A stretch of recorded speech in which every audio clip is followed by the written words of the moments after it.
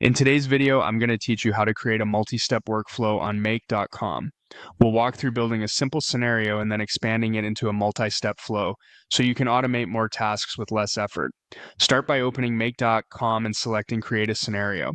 A scenario is simply a canvas where you connect apps so data can move from one step to the next.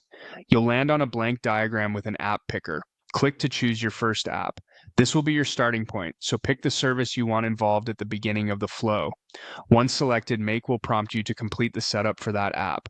You'll see options such as selecting an event, choosing a connection, and filling in required fields. Use the on-screen descriptions to understand what each field expects, and only include information that the app needs for this action to work. Take a moment to review your choices so your first module is clear and ready. Next, expand your scenario by clicking the plus icon on the right side of the module. This is how you add another module to the chain. When the module picker opens, you can search or browse for the tool you want to connect next. Choosing a second app lets you pass data along and build logic step by step. After you add it, Make will again ask you to configure that module.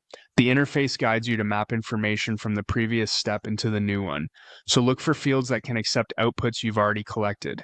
Now choose another app to connect the flow and add a trigger where appropriate, then finish its setup.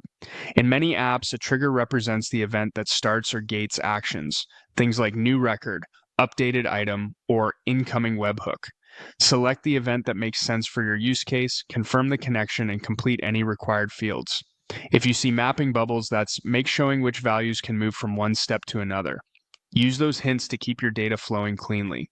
Repeat this pattern to create a multi-step workflow. Click the plus icon, add a module, choose the next app, configure the event or action, and map the fields so each step feeds the next. As your chain grows, keep an eye on the lines between modules. They show the path your data takes. If something doesn't look right, revisit the module's setup and check the field descriptions. That's it. You've built a multi-step workflow on Make.com by creating a scenario, choosing your apps, adding modules with the plus icon, setting up triggers where needed, and repeating the process to connect everything end to end.